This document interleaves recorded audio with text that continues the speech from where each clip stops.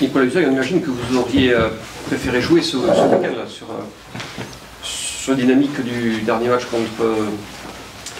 Bon, on s'est préparé toute la semaine pour jouer, mais après il y a des impondérables qu'on ne peut maîtriser. Aujourd'hui, il faut penser aux gens qui sont sans électricité, qui sont dans le dur. Donc après, je pense que c'est le bon sens de faire en sorte que ce match ne se joue pas, avec un calendrier qui risque d'être un peu surchargé d'ici les fêtes de fin d'année. Mais on est en capacité totale avec le groupe de jouer les matchs, même si on doit jouer 3 matchs dans la semaine, c'est pas un problème, quoi. L'important, c'est de le jouer le match.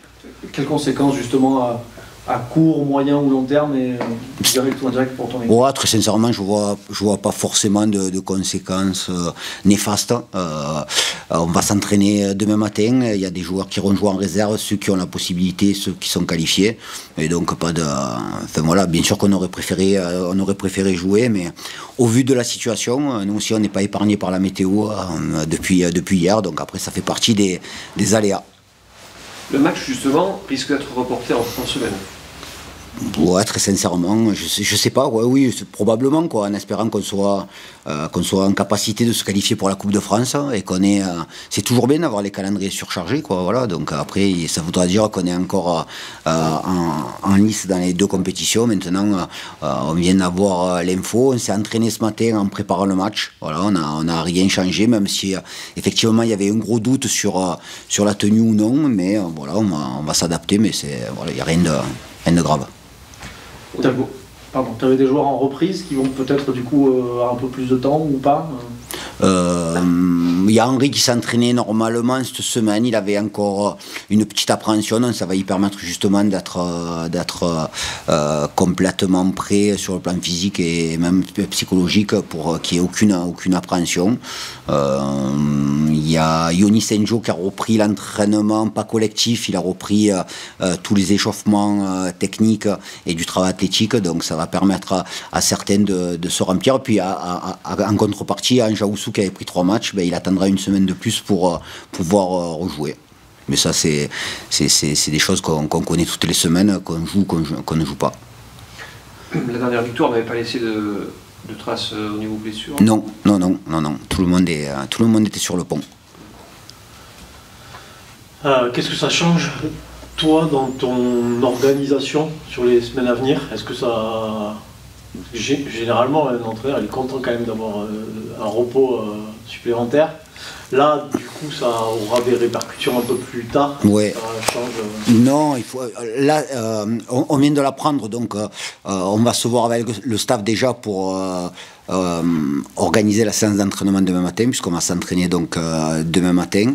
On a la réserve qui joue contre Castanet, qui est première du groupe en plus, donc ça va être un match intéressant dimanche. On reprendra lundi sur une semaine normale et on verra quand la Ligue nous donnera notre date pour jouer le match de Concarneau. Mais après, on a tous été confrontés à ça, des matchs remis, quoi. Au vu des circonstances, je vous dis, c'est tout à fait normal.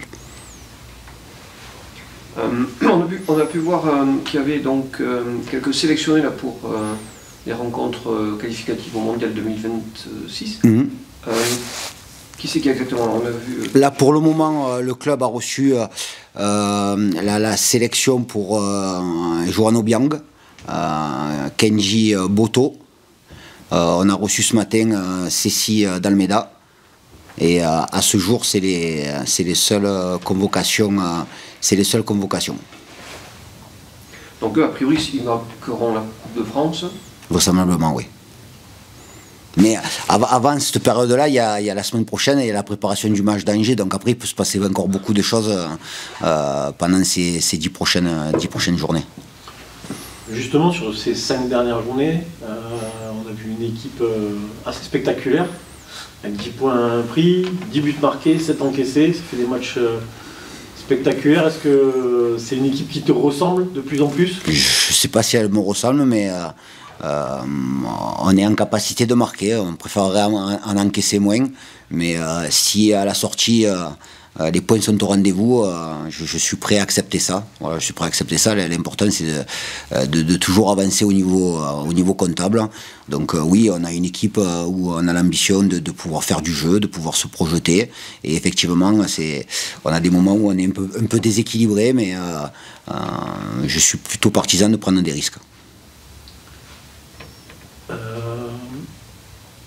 T'as un groupe étoffé. La victoire le week-end dernier le prouve avec des bonnes entrées de Lenny, de Charles. Ouais, d'Oumar et de Obi. Ouais. Oumar aussi. Ça, c'est encore un point positif. Bien sûr, c'est important. On en avait dit la veille du match de Grenoble, surtout l'absence d'Henri. Donc il y avait Mehdi Chahiri aussi qui était malade, donc il manquait quelques joueurs, mais à partir du moment où on est en capacité de gagner des matchs avec quelques absents, mais ça met une émulation supplémentaire et tout le monde est sur le pont. Alors vous parliez en préambule justement des semaines qui seront assez chargées jusqu'à la trêve. On aura besoin effectivement de l'ensemble de l'effectif pour répondre à nos attentes. Est-ce que c'est difficile de garder tout le monde très concerné ou alors je sais que tu vas me dire que ça fait partie du métier. Ouais, complètement. Mais est-ce que c'est difficile à faire? Est-ce que c'est plus facile avec ce groupe? Non, c'est pas plus facile avec un groupe ou avec un autre. Faut faire en sorte au-delà de ce qui se passe sur le terrain, c'est de beaucoup communiquer, d'être transparent, de se comporter en professionnel. C'est tout simplement ça, quoi. Le joueur de foot a une vision un peu plus individuelle qu'un entraîneur, puisque nous on s'occupe de la globalité d'un groupe.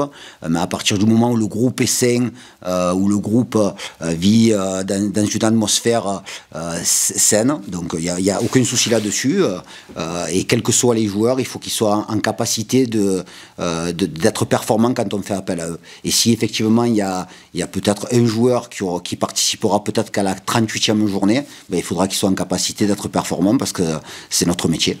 Tu sens qu'il y en a qui le vivent moins bien que d'autres? Les joueurs, ils sont toujours déçus, ils sont toujours frustrés de ne pas jouer, ils sont toujours frustrés d'être remplaçants, c'est normal, c'est des compétiteurs, mais on est là aussi pour justement trouver les leviers pour permettre à tous ces joueurs-là de pouvoir s'épanouir et de vivre une aventure collective, quoi. Ça, c'est les aléas du sport, et la concurrence, elle est capitale.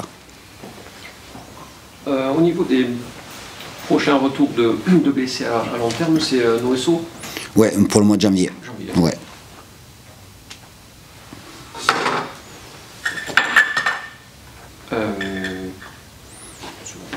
C'est pas évident pour vous aussi de faire une conférence de presse en match. Du coup, on est d'accord que Jean Lambert reprend avec la V. Ouais, il jouera dimanche son premier match contre Castanet. On va fixer le temps de jeu qui sera aux alentours de 60-65 minutes pour un premier match.